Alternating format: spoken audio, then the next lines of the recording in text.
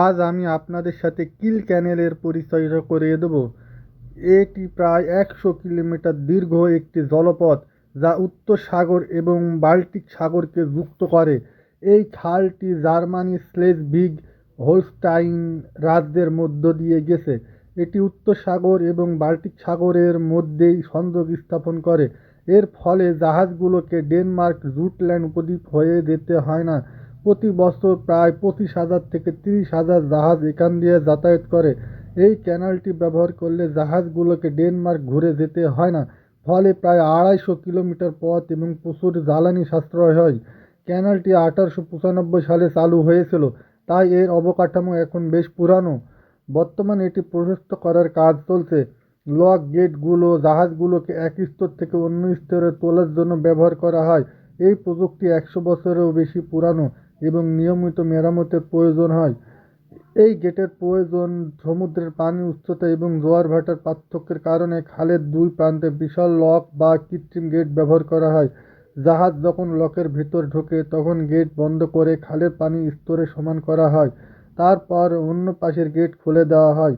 এই পুরো প্রক্রিয়াটি অত্যন্ত নিখুঁতভাবে করতে হয় যাতে দুর্ঘটনা না ঘটে। বড় জাহাজগুলো নিজে নিজে এই খাল পার হতে পারে না।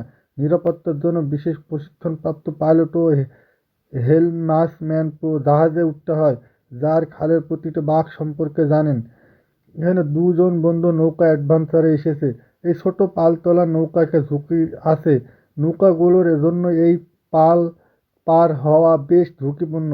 বড় জাহাজের ঢেউ বা ইঞ্জিনের সাকশন ছোট নৌকাকে বিপদে ফেলতে পারে। ছোট নৌকাগুলো সবসময় ইঞ্জিন চালু রাখতে হয় যাতে জরুরি অবস্থায় দ্রুত সরে যাওয়া যায়।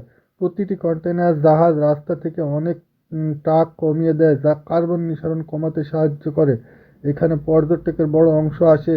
ক্যানালের দুই পাশে সাইকেল চালানোর পথ এবং রেস্তোরাঁ আছে, যেখানে বসে মানুষ বিশাল জাহাজ যাতায়াত দেখতে পারে। খালের পাড়ে অসংখ্য মানুষ ভিড় করে শুধু বড় বড় কন্টেইনার জাহাজগুলোকে দেখার জন্য।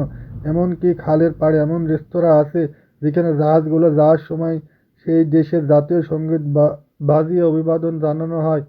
খালের পানিতে এখন এমন কিছু মাছ এবং কাঁকড়া পাওয়া যায় যা এই অঞ্চলের নয়। এগুলো মূলত জাহাজের সাথে দূর দেশ থেকে চলে আসে।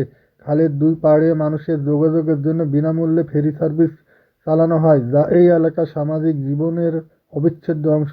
জায়গাটা সৌন্দর্য বৃদ্ধির জন্য একজন মালি নিয়মিত পরিষ্কার পরিচ্ছন্ন করে, গাছের অতিরিক্ত ডালপালা কেটে দেয়। পর্যটকরা এখানে আসে এবং বড় বড় জাহাজের ছবি ক্যামেরাবন্দি করে।